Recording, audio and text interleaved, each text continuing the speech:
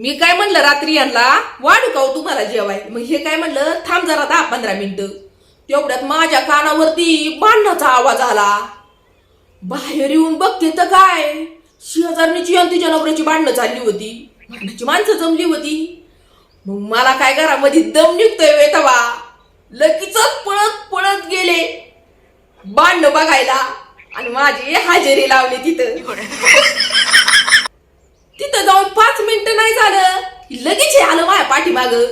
मला असं वाटलं हे पण भांडणं बघायला आल्यात काय माहिती, पण हे भांडणं बघायला आलं नव्हतं, माझ्या तडाखं टाकाय आलं होतं.